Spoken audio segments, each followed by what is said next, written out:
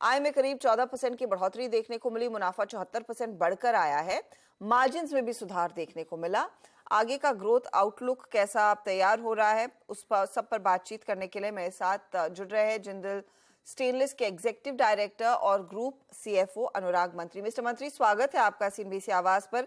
एक strong quarter definitely रहा है, लेकिन डिमांड एनवायरनमेंट की सिचुएशन क्या है, अगर उसका भी आप अंदाजा हमें दे सके।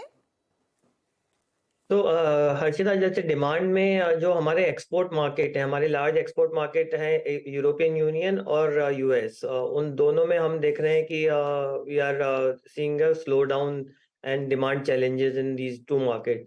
इसी के चलते आपने देखा होगा इस क्वार्टर में हमारे जो एक्सपोर्ट है वो क्वार्टर वन के मुकाबले ऑलमोस्ट 24% गिरे हैं, लेकिन फिर भी हमने वॉल्यूम फ्लैट रख पाए क्योंकि हमने डोमेस्टिक मार्केट में डिमांड बहुत अच्छी है। जो स्टेनलेस स्टील का जो पेनिट्रेशन हो रहा है in the infrastructure sector, railway, auto, pipe and tube, वो काफी स्ट्रॉन्ग डिमांड दे रहा है डोमेस्टिक मार्केट में। तो इसके चलते हमने वॉल्यूम और अपनी प्रॉफिटेबिलिटी मेंटेन कर पाए। तो ओवरऑल डोमेस्टिक मार्केट अच्छा लग रहा है डिमांड में, लेकिन इंटरनेशनल मार्केट में प्रेशर है। डोमेस्टिक में भी द डिमांड अच्छी है, लेकिन जो चैलेंज है वो है इम्पोर्ट्स का। तो वो बहुत चैलेंजिंग हो रहा है। चाइना के इंपोर्ट अभी इतने एकदम ऑल टाइम हाई पहुंच गए हैं, तो वो थोड़ा सा मार्जिन पे प्रेशर कर रहे हैं। तो उसके चलते थोड़ा सा मार्जिन पे प्रेशर है डोमेस्टिक मार्केट में। ऑल्सो जो बाकी जो स्टेनलेस स्टील कंपनीज हैं, जो छोटी कंपनीज हैं, उनका एक्चुअली चैलेंजिंग हो रहा है। तो ओवरऑल हमको ये है कि इकोसिस्टम नहीं बन पा रहा है स्टेनलेस स्टील का। बिल्कुल, आपने जिस इकोसिस्टम की बात की सर, वो वाकई स्क्रीन पे विजिबल भी है।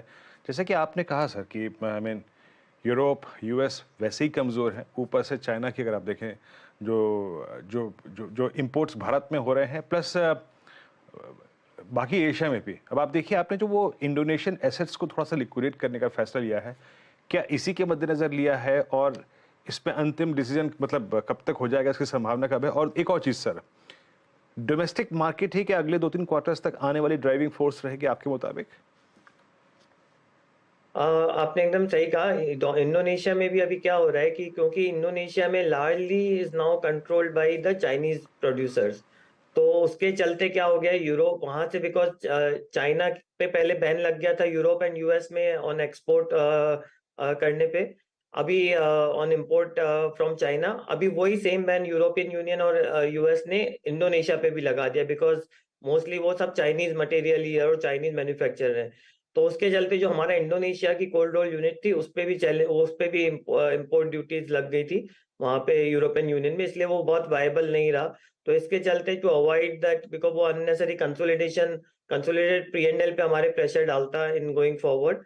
तो हमने वो इससे, बिकॉज वहाँ चाइना का दोनों तरह से, एक तो बहुत इम्पोर्ट बैन हो गए हमारे, इम्पोर्ट वहां से एक्सपोर्ट हमारे प्रॉब्लम हो गई यूरोपियन यूनियन और यूएस में, और ऑल्सो इंटरनल मार्केट में जो इंडोनेशिया में चाइना का बहुत प्रेशर है। तो इसके चलते हमने अभी इंडोनेशिया को एक्सप्लोर करने का कि हम इसको कैसे अपने पी&एल लॉसेस को कट करें और उस पर कैसे एग्जिट करें। थोड़ा अर्ली है, आई थिंक 2-3 महीने में हम we will find out the right options for that. So we are looking for all the options, but overall to maximise the share holder value. Okay, exactly Anurag ji, I think ये industry का थोड़ा concern है भी। But एक और चीज़, Bharat at least comfort हमारे पास ये है आपके लिए कि जो सरकार ने जो स्ट्रेटेजिक सेक्टर्स हैं उसमें स्टेनलेस स्टील की जो कंजम्पशन है उस पर काफ़ी जोर दिया है, थ्रस्ट दिया है। अभी डोमेस्टिक मार्केट यहाँ से आगे 1-2 क्वार्टर्स कैसा रह सकता है, डिमांड, प्राइसिंग, और एक और चीज़ सर, स्पेशली ऑटो और जो कंज्यूमर फाइनेंसिंग, मतलब कंज्यूमर फेसिंग जो स्पेस है, वहाँ से डिमांड इस फेस्टिवल और पोस्ट फेस्टिवल क्वार्टर्स में कैसी रह सकती है? जैसे आपने कहा, ये बहुत अच्छा मूव है गवर्नमेंट का। जो गवर्नमेंट के जो सारे प्रोग्राम है इंफ्रास्ट्रक्चर के, लाइक जैसे गति शक्ति प्रोग्राम है, तो रेलवे में और इन सब में बहुत स्टेनलेस स्टील यूजेस का पुश आ रहा है। और जैसे न्यू जो वंदे भारत कोचेज हैं वो 100% नाउ स्टेनलेस स्टील के बनने लगे हैं। मेट्रो कोचेज 100% स्टेनलेस स्टील के होते हैं। जो फुट ओवर ब्रिजेस हैं कोस्टल एरिया में, वो गवर्नमेंट रेलवे ने नोटिफिकेशन निकाला है कि वो भी स्टेनलेस स्टील के बनेंगे, ताकि हर मानसून में ब्रिजेस कोलैप्स नहीं हो पाए। तो उसके चलते जो इंफ्रास्ट्रक्चर पे गवर्नमेंट का जो पुश है और अच्छा इंफ्रास्ट्रक्चर बिल्ड करने का जिसमें स्टेनलेस स्टील यूज हो, तो वो बहुत ही अच्छा है, which is actually for the industry. वो we are welcoming that government move, and I think that will help to have a more and more usage of stainless steel and build a very good quality long term infrastructure for the country. तो ये, और जैसे जो बाहर Europe और China में जिस तरह से हो रहा था, तो टिपिकली आप देखेंगे आज हमारा जो स्टेनलेस स्टील कंजम्पशन है 2.5 kg पर कैपिटा है।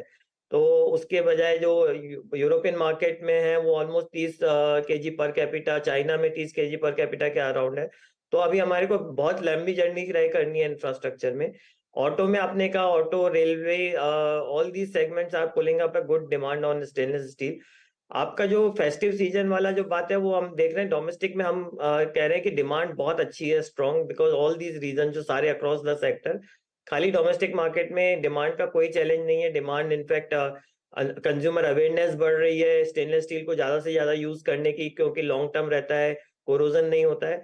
लेकिन जो खाली चैलेंज है वो जो लोअर क्वालिटी स्टेनलेस स्टील आता है चाइना से, वो अनफॉर्चुनेटली जब कंज्यूमर जस्ट थोड़ा प्राइस के चक्कर में बाय करते हैं, एंड फिर उसमें रस्ट लगने लगता है, and then it gets to a bad name to stainless steel.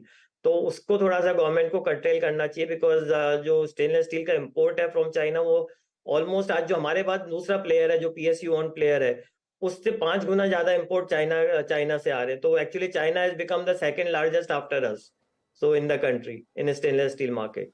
अच्छा, Anurag ji, given this current environment, आपने FY24 में गाइड किया था कि वॉल्यूम ग्रोथ करीब करीब 20% की आएगी। कितना अचीवेबल लग रहा है, और इसमें से फिर एक्सपोर्ट का हिस्सा कितना रह जाएगा? वॉल्यूम ग्रोथ हम कॉन्फिडेंट है, बिकॉज एक तो हमारा बिजनेस मॉडल बहुत एजाइल है कि हम डोमेस्टिक और एक्सपोर्ट मार्केट में depending on the demand switch कर सकते हैं।